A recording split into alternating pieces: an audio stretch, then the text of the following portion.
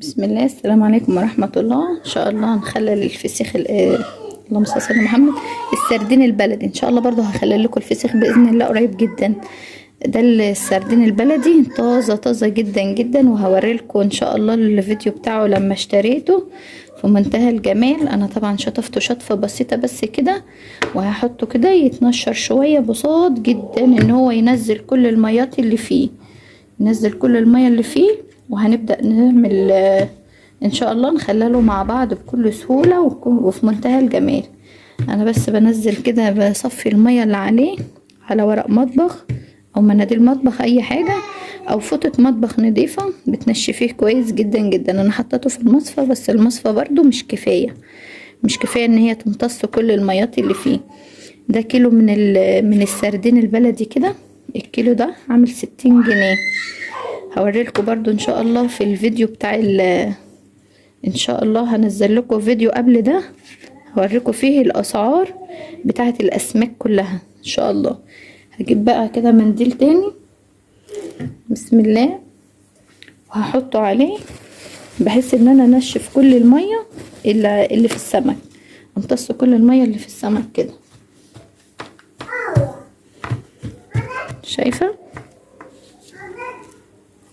شايفه بيمتص كل الميات اللي في السمك معايا اهو، بحيث ان انا انشفه ما يكونش فيه ميه خالص ويكون جف كده اهو. ممكن اسيبه قدام مروحه، وممكن انا انشفه كده شويه بالمناديل، هيكون كفايه عادي خالص اهو. شايفه السمكه مفيهاش ولا نقطه ميه ولا اي حاجه، شايفه ما شاء الله، ولا حول ولا قوه الا بالله. انشف برضو فيه تاني كده حبه. وهنا بقى بعد ما نقلتهم كده على مناديل تاني او ورق مطبخ تاني، ورصتهم كده بالرصة الجميلة اللي انتوا شايفينها دي، ونشف خالص خالص جدا، نشف وبقى في منتهى الجمال.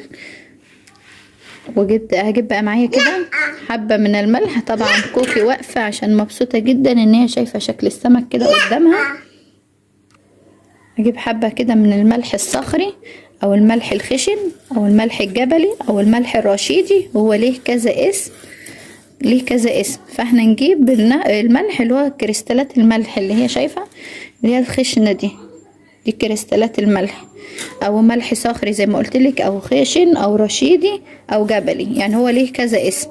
فهجيب كده كمية من الملح الخشن، ولازم ملح خشن علشان الملح الناعم هنا بعد ما نشفنا كل السمك معانا كده ونقلناها على مناديل تاني او فوطة مطبخ تاني، ونشف معانا في منتهى الجمال كده. شايفة بقى ناشف خالص، مفيهوش ولا نقطة مية معانا. هعمل ايه كده دلوقتي؟ هجيب ملح معايا، كمية من الملح كده.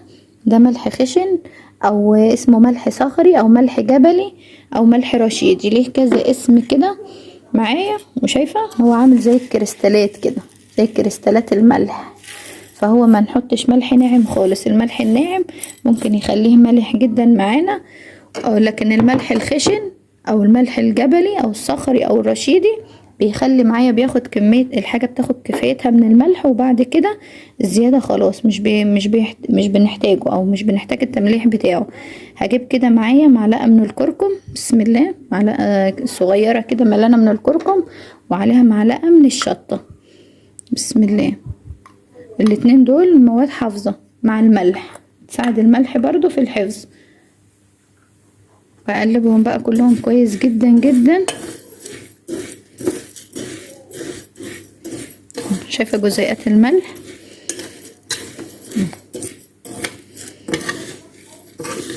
ان شاء الله هيطلع معاكي احلى حبة سردين مخلل في منتهى الجمال ان شاء الله. خليه بقى كده على جنب السمك بتاعنا، وهنجيب كده الحاجة اللي هنشتغل فيها، الاكياس او برطمان بلاستيك او اي حاجة. فانا هحط في الاتنين، هحفظ في الاتنين. والخلطة دي ان شاء الله هنعمل منها برضو الفسيخ، ان شاء الله اعمل لكم الفسيخ قريب جدا جدا. هجيب بقى برطمان معايا كده، وهجيب كيس، وهلبس الكيس كده في البرطمان، هدخل الكيس كده في البرطمان اهو.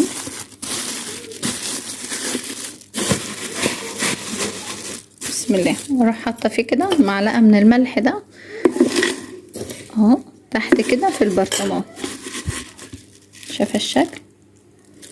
تروحي بقى منزله بقى بالسردين بتاعك كده واقف، تحطيه واقف كده.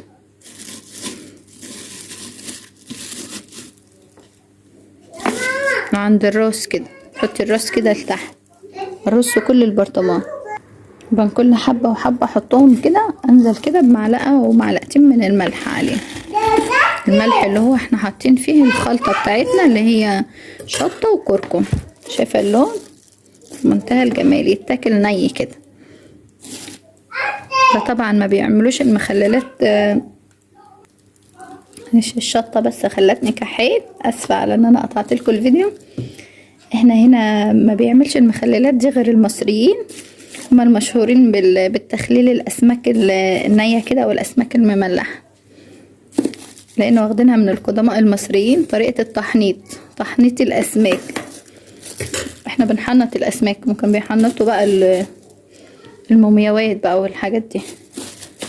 بسم الله. طبعا كده نرص كل الكميه مع بعض اهو، هنوريكم كل الخطوات اهو. بين كل حبه وحبه كده بروح حاطه معلقه من الخلطه دي بتاعت الملح. اسفه على الازعاج اللي كوكو عاملاه لكم.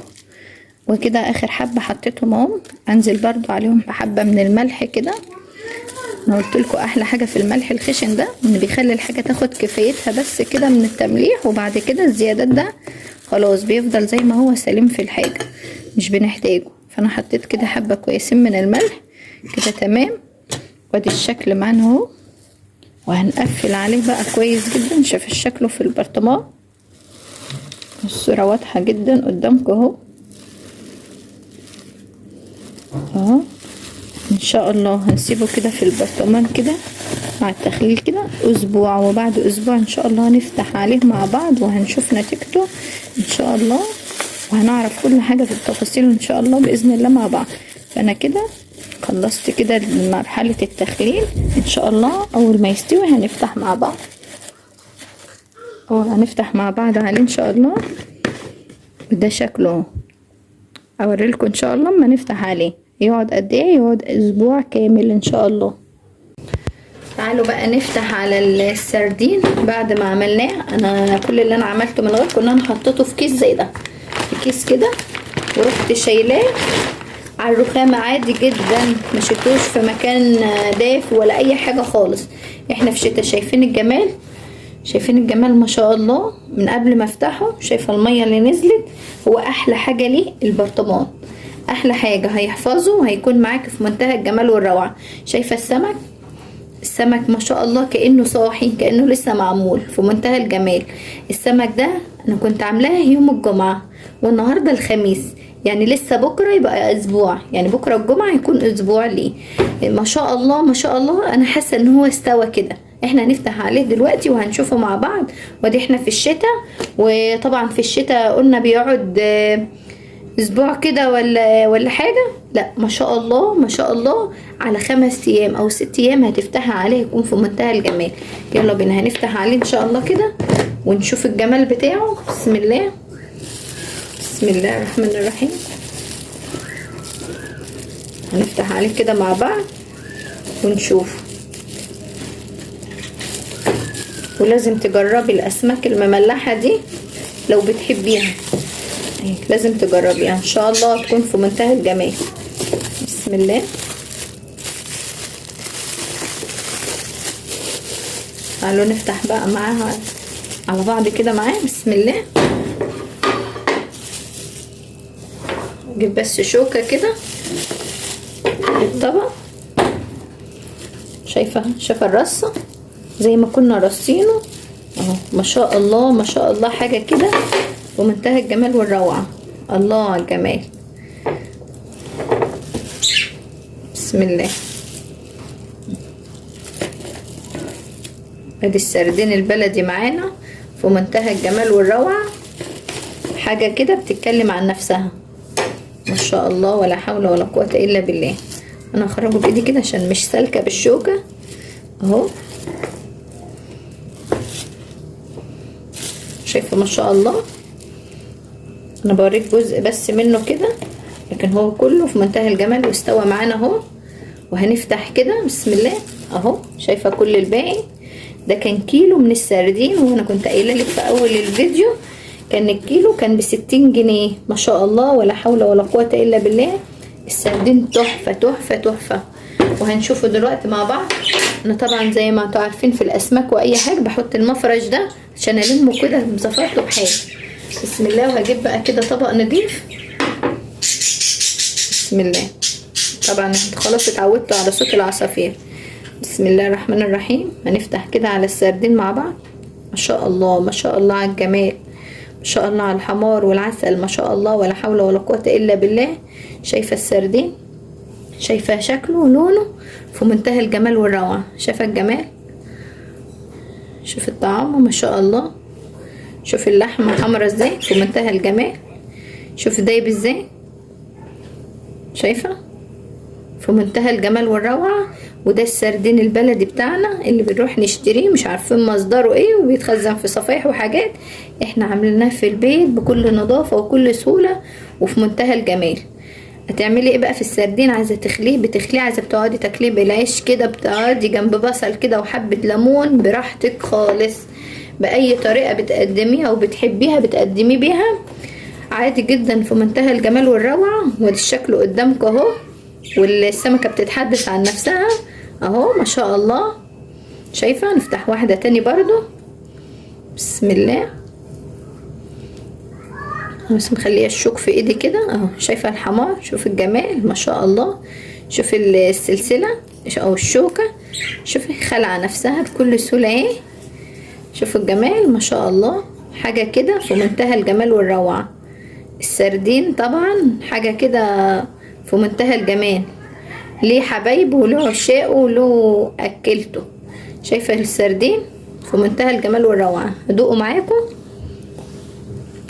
ما شاء الله ولا حول ولا قوه الا بالله. الملح بتاعه مظبوط جدا جدا جدا جدا وجميل وفي منتهى الجمال، واحلى من اللي بتشتريه من بره بدون مبالغه وبدون حلفان. احلى من اللي بتشتريه من بره، والطعم روعه روعه روعه روعه. باي طريقه بقى بتحبيه بيها. انا بحب اكله كده زي ما هو كده بالعيش، واعصر عليه الليمونه كده، الليمونه كده او نص ليمونه براحتك جدا، ومعاها بصلايه خضراء. وبيكون احلى سردين عملناه في البيت بطريقه نظيفه وبطريقه مضمونه، وحاجه كده ما خدتش اسبوع، ما كملتش الاسبوع، هما 6 ايام، وكان في منتهى الجمال وزي ما انتوا شايفينه كده معايا. ويا رب كده الفيديو النهارده يكون عجبكم. ولو عجبكم بقى ما تنسوش تحطوا لايك للفيديو وتشتركوا في القناه لو مش مشتركين، وتفعلوا زر الجرس على الكل عشان يوصلكم كل حاجه انا اعملها لكم. واسيبكم في رعايه الله وامنه، والسلام عليكم ورحمه الله.